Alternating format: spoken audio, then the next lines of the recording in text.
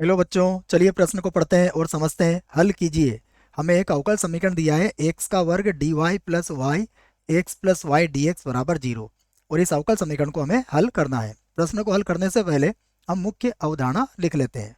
तो प्रश्न के लिए हमारी मुख्य अवधारणा, जिसकी सहायता से हम इस प्रश्न को हल करेंगे। मुख्य अवधारणा में हम समघात अवकल समीकरण को समझेंगे और उसे कैसे हल किया जाता है उस पर भी विचार करेंगे। तो मैं लिखता हूं समघात अवकल समीकरण। समघात अवकल अवकल समीकरण। समघात अवकल समीकरण होता है, वैसे ये दो प्रकार के होते हैं, जिसमें से मैं एक प्रकार की बात करूंगा।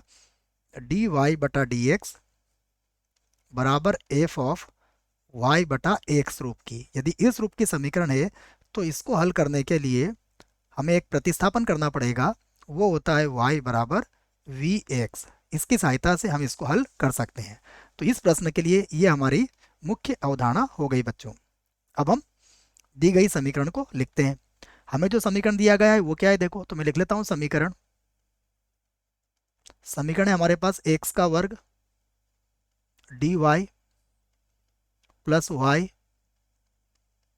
X plus Y D X बराबर जीरो। तो यहाँ से एक्स स्क्वायर डी वाई बराबर, इसको माइनस का कर देंगे, बराबर किधर ले आएंगे तो Y X plus Y D x.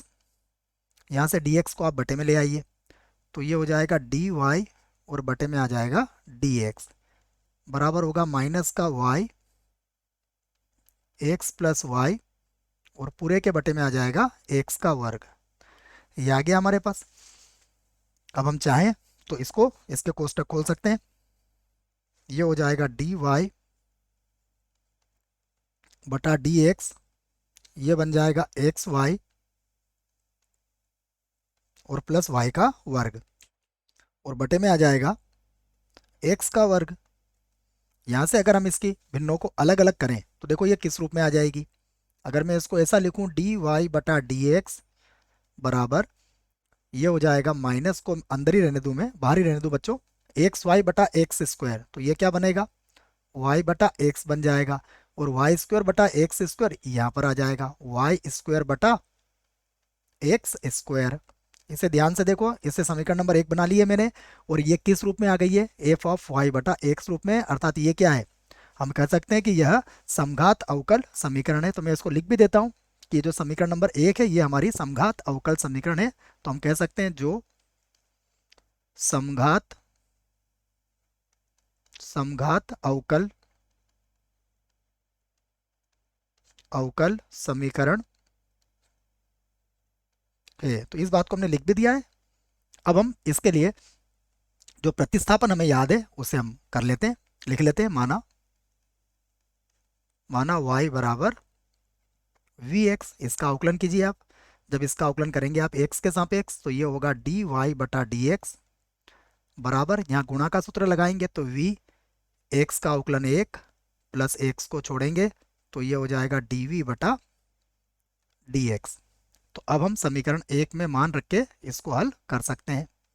तो ये मिलेगा हमें v, फिर हो जाएगा प्लस, यहाँ पर होगा x डी वी बटा डी एक्स बराबर। अब हम इसमें मान रख देते हैं। तो देखो माइनस तो बाहर था, y बटा एक्स वी के बराबर होगा, और उसके बाद v का वर्ग यहाँ पर हो जाएगा। समझ लीजिए आप, ये y बटा एक्स वी और y बटा एक्स मतलब ये v का वर्ग हो गया।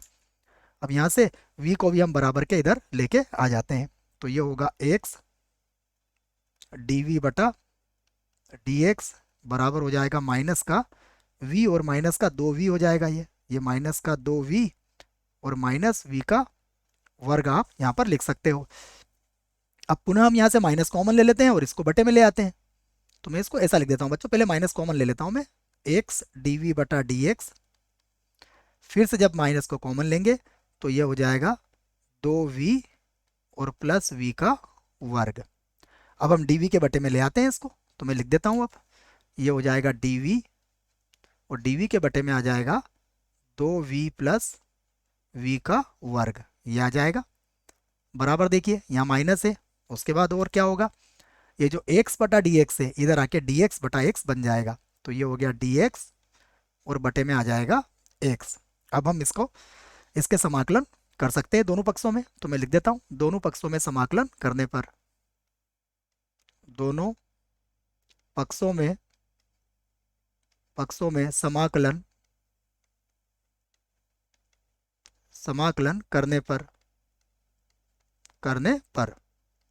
हम इसका समाकलन करते हैं, तो ये होगा समाकलन, ये हो जाएगा dv और बटे में आ जाएगा v, कॉमन लेंगे तो ये बन जाएगा v प्लस 2 और ये हो जाएगा समाकलन माइनस का dx बटा x।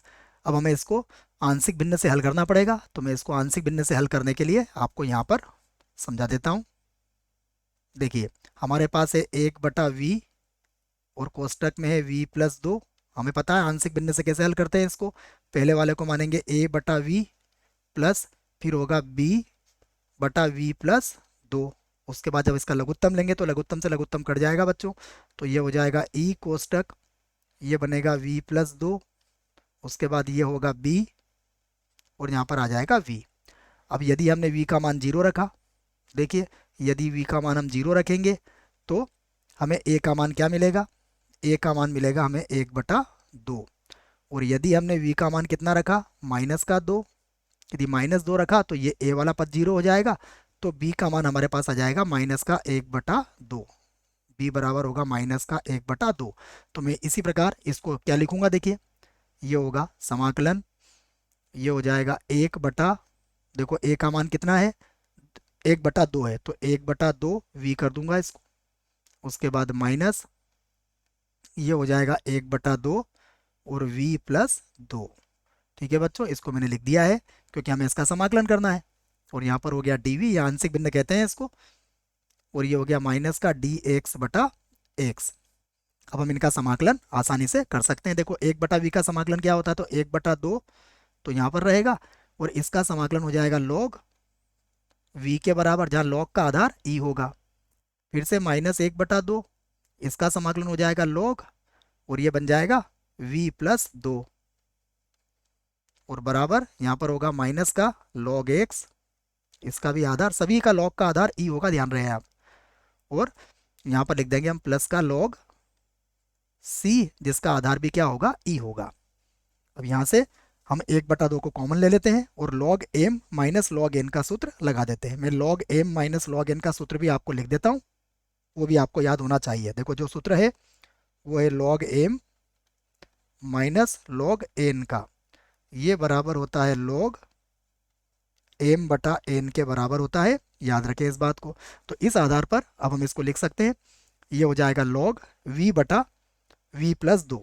मैं यहाँ लिख देता हूँ 1/2 और यहाँ पर हो जाएगा log, ये बन जाएगा v बटा v प्लस 2 हो जाएगा, और यहाँ पर हो जाएगा log, ये बन जाएगा c बटा x हो जाएगा।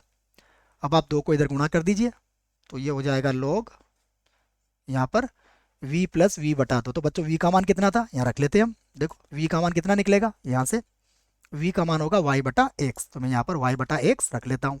तो ये हो जाएगा y बटा x, यहाँ पर भी हो जाएगा y बटा x और प्लस का हो जाएगा 2। इनको समझिएगा ध्यान से। अब 2 को हम इधर गुणा कर दिया हमने, तो ये हो जाएगा 2 log c बटा x हो जाएगा। तो फिर से लिखूंगा मैं log, आधार इन सभी log के आधार e हैं बच्चों, ध्यान से देखें आप, log के आधार e ही कहलाएंगे यहाँ पर। और अब देखिए जब हम इसका लघुत्तम लेंगे तो लघुत्तम x आएगा, इसका भी लघुत्तम x आएगा, तो लघुत्तम से लघुत्तम तो कट जाएगा, तो ये होगा y बटा y प्लस ये हो जाएगा 2x। और आप 2 को इधर घातांक में ला सकते हैं, तो ये हो जाएगा log c बटा x और पूरे की घातांक कितनी हो जाएगी 2। अब log से log आधार कट जाएगा, और सॉरी log से log बच्चों कट जाएगा या हट जाएगा जो बोल सकते हैं आप। तो ये हो जाएगा हमारे पास y बटा y प्लस 2x और बराबर ये हो जाएगा c का वर्ग बटा x का वर्ग। आप चाहें तो इसको गुणा करके लिख सकते हैं इस प्रकार से, आप लिख सकते हैं x का वर्ग y और बराबर हो जाएगा y प्लस 2x और गुणा में आ जाएगा सी का वर्ग। सी के वर्ग को आप C1 या सी से भी व्यक्त कर सकते हो। यही हमारे प्रश्न का उत्तर होगा। आशा करता हूँ आपको इस प्रश्न का उत्तर समझ में आया होगा। धन्यवाद।